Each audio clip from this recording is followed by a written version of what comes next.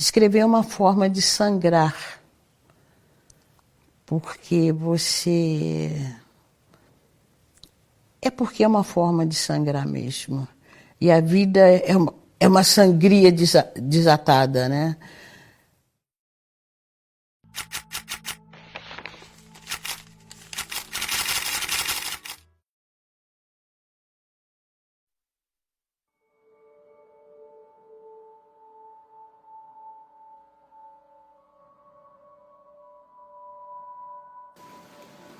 A voz de minha bisavó ecoou criança nos porões do navio. Ecoou o lamento de uma infância perdida. A voz de minha avó ecoou obediência aos brancos donos de tudo. A voz de minha mãe ecoou baixinho revolta no fundo das cozinhas alheias, debaixo das trouxas, roupagens sujas dos brancos, pelo caminho empoeirado rumo à favela. A minha voz ecoa versos perplexos com rimas de sangue e fome. Na voz da minha filha recorre todas as nossas vozes. Recolhe sobre si as vozes mudas, caladas, entaladas na garganta. Na voz da minha filha recolhe sobre si o ato e a fala, o ontem, o hoje e o agora. Na voz da minha filha se fará ouvir a ressonância, o eco da vida e liberdade.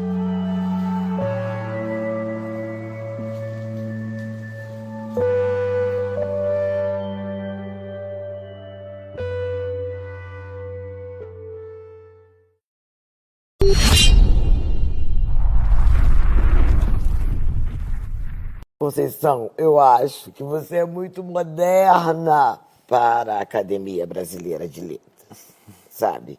É isso, e eu acho que ainda o fato de você ser quem você é, que é tão novo, de uma certa forma, para a literatura brasileira oficial, ficam com dificuldade onde vão te colocar. Eu me lembro de uma mulher que falou assim, logo que você ficou mais conhecida, falaram para mim assim, uma mulher falou para mim assim, estou procurando o livro de Conceição Evaristo. Eu falei, Evaristo? Ela disse, o pai não é francês? Que é uma viagem, a pessoa precisa colocar você num lugar que ela considera de respeito. Então, assim, considerando, uma coisa que eu fiquei pensando, considerando que o capitalismo, eu acho que tem uma burrice no capitalismo, que ao excluir os negros, eu chamo de burrice, não sou economista, mas é estranho, você tem menos pessoas dignas, menos pessoas vivendo com capacidade de participar dos ganhos culturais de uma sociedade, você tem menos lucro, que é o grande lance, o grande coração do capitalismo. Fora os negros bem-sucedidos que não são atendidos nos shoppings, não são pessoas que podem comprar no imaginário do vendedor, do comerciante brasileiro. Bom, dito isso, eu fico pensando como você, que um dia me ensinou isso, quero que você ensine para o Brasil, eu tinha visto tudo isso, mas eu não tinha visto com a clareza fundamentada nos nossos mitos. Você falou da diferença dos mitos ocidentais, não sei se você se lembra, e dos nossos, né? A filosofia africana, a filosofia indígena, né? Eu sinto que me faltam esses fundamentos na gestão do mundo. Eu queria que você pudesse falar um pouco dessa diferença. Não sei se você se lembra dessa conversa nossa. Você fala que o nosso mito não volta, não foi expulso do paraíso. Então, eu vou tentar ser bem rápida e vou voltar, inclusive, à questão, um dos aspectos quando a gente pensa a escrevivência.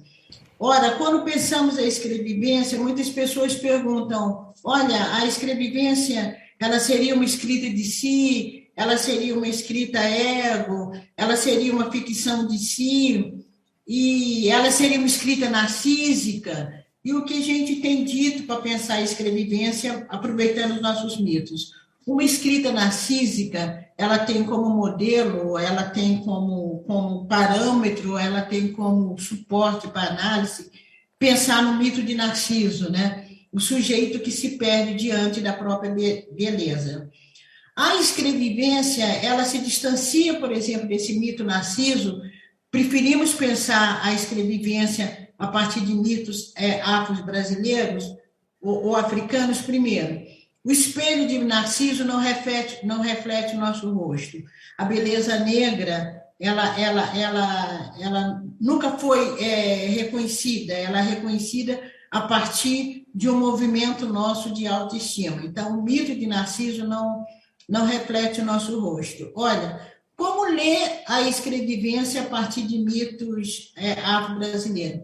Vamos pensar no espelho de Oxum e no espelho de Iemanjá. O espelho de Oxum é aquele espelho que revela a beleza negra, que me coloca, né, minha autodignidade, me faz reconhecer como belo, mas não. E aí a gente parte para outro espelho. Nós vamos para o espelho de Iemanjá, que é o espelho que acolhe a comunidade. Iemanjá é aquela que cria, né? Aquela que cuida.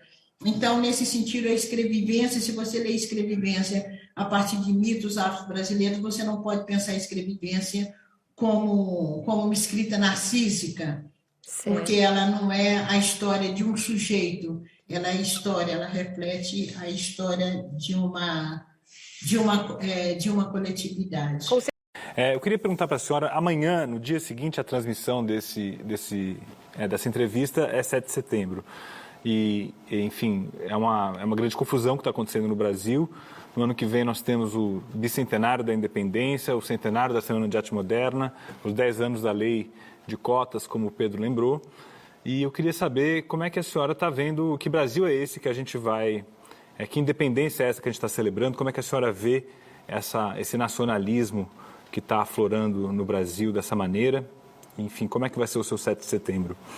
Bom, o meu 7 de setembro, né, o 7 de setembro, para muitos de nós, mais uma vez, ele vai ser um 7 de setembro muito mais de desejos, muito mais de esperança, mesclado a um desespero, porque por mais que a gente tenha esperança, nós temos um desespero, né?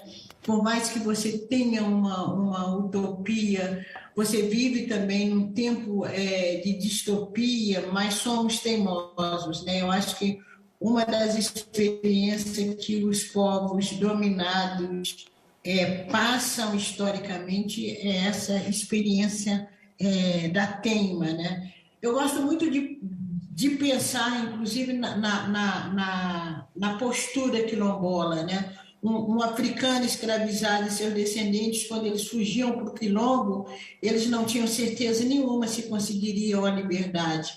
Pelo contrário, eles se tornavam mais vulneráveis porque eles eram sujeitos que estavam fugindo da escravidão. Então, os povos dominados, as classes dominadas, sem sombra de dúvida, nós vivemos um período muito difícil, um período em que as dificuldades se avolumaram, mas nada é novidade para a gente. Entende? Até que ponto os sujeitos negros, sujeitos dominados, até que ponto a nossa história como afro-brasileiros foram histórias de comunidades que experimentaram a plena liberdade. Porque quando a gente pensa numa plena liberdade, nós pensamos em direito à vida, né? E esse direito à vida, ele abarca realmente uma amplitude de possibilidades muito grande. Então, até que ponto a Lei Áurea não foi um engodo, né, na medida que teve uma Lei Áurea, mas não teve uma reforma agrária. Então, muito do que a gente vive hoje, sem sombra de dúvida, é um processo que acirrou, mas essa luta, essa resistência, essa falta de oportunidade, essa vida ceivada, essa esperança que é muito mais teimosia do que certeza, nós não vivemos muito novidade, não. Professora Conceição, a senhora começou a publicar nos Cadernos Negros, como já foi dito aqui. Houve um momento também lá atrás que a senhora saiu a vender suas publicações, né, investiu, fez um investimento próprio, se endividou. Enfim, começou em pequenas editoras, quase gráficas, como a gente diz. Como é que é? Hoje a senhora está numa condição diferente, diferenciada, ótimo. Eu queria saber da senhora como é que foi esse momento, como é esse momento de transição, principalmente para uma escritora negra. Eu imagino que estar numa pequena editora deve trazer uma certa comodidade, porque dá mais autonomia, mas ao mesmo tempo muita insegurança e muita instabilidade, né? Então eu queria saber como é que são esses dois momentos, essa coisa de ter um pouco mais de autonomia, mas ter muita insegurança financeiramente falando, muita instabilidade financeira, e como é que é essa transição para uma editora maior e as vantagens que isso traz em termos até de promoção e de marketing, né?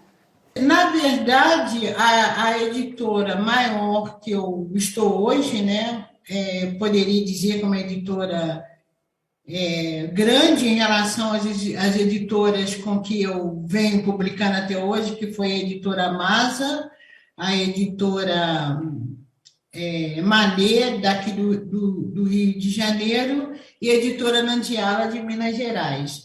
Fora disso, eu estou na editora Palas, né, que eu também chego nessa editora quando o Ministério da Cultura abre um projeto para escritores negros, e a editora Palas apresenta meu nome, apresenta o nome do falecido Joel Rufino e de mais 3 escritores, ganha esse projeto, e então eu passei a publicar com a Palas. Fora as editoras negras, até hoje eu publico, fora as editoras negras, eu só venho publicando com a Palas hoje. Sem sombra de dúvida, faz uma diferença muito grande. A Palas tem um outro sistema de distribuição. A Palas ganhou essa concorrência desses PNL. Como? PNLD. Eu sempre confundo. PNLD. Isso. Então, a Palas ganhou essa concorrência. É claro que para uma editora maior também, uma editora mais conhecida também é mais fácil.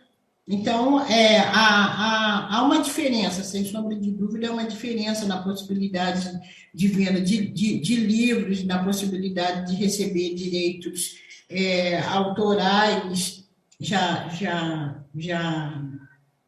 dá para perceber isso. Agora, contudo, por exemplo, eu tenho um livro infantil que a própria Palas já se interessou em publicar. A Palas está me esperando com mais de 2 livros, mas é uma das coisas, para mim, é uma questão também ideológica, uma questão de postura. Eu posso estar publicando com a melhor editora do mundo, mas eu não vou deixar de publicar com as editoras pequenas, que foram as editoras que me abriram passagem. Se eu tiver de editar com uma editora grande e tiver de ser exclusiva dessa editora e deixar essas outras com as quais eu comecei, eu não deixo. Adriana, por favor. Conceição, você tem uma longa trajetória no ativismo, tanto no movimento negro como no ativismo literário. Quando você, por exemplo, pagou para lançar os seus primeiros livros, ou quando você se junta a um manifesto que critica a programação da principal festa literária do Brasil, que é a Flip, ou se candidata a uma vaga na Academia Brasileira de Letras, né? Tudo isso a gente pode chamar de um ativismo. Eu queria saber como é que você concilia essa sua atuação política como ativista com a preocupação com o que você chama de arte da palavra, que é a literatura. Olha, não é difícil conciliar, porque esse ativismo, e aí eu vou preferir dizer até esse compromisso com o entorno, esse compromisso com o coletivo, eu sou formada dentro disso, né? A Elisa Lucinda Traí, ela se lembra que nos meados dos anos 80, nós estávamos no Rio de Janeiro. Eu não era conhecida, a Elisa Lucinda já tinha uma certa proeminência, mas nós estávamos no coletivo de escritores negros, reunindo no IPCN e fazendo as nossas apresentações nas bibliotecas públicas, nos presídios, nas escolas, nas associações de moradores. Então, esse estar no coletivo é um estar que me formou. Então, eu nunca entro em conflito, né? O meu texto é um texto também oriundo dessas experiências, é oriundo de um texto oriundo dessa palavra do coletivo, né? Dessa formação do coletivo. Então, quando eu estou lidando com a palavra, quando eu estou criando um texto, eu não me desvencilho disso que eu sou, né?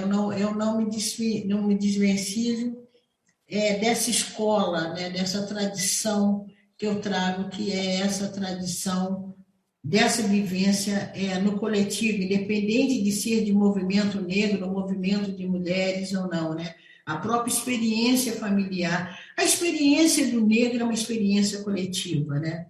Eu acho que o quilombo está aí como uma praxis, né? Como um paradigma. E aí, quando a gente fala de quilombo, estamos pensando em Beatriz Nascimento, não é só o quilombo como reunião, como lugar de africanos escravizados que fugiam. Não, o quilombo é o carnaval, o quilombo é a associação de moradores, o quilombo é o grupo de vizinhos, né?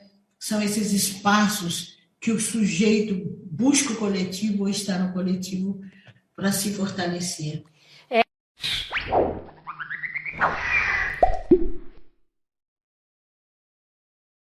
Tédio, falta de criatividade, confusão, burrice e conformismo. Desliga a televisão e vá ler um livro.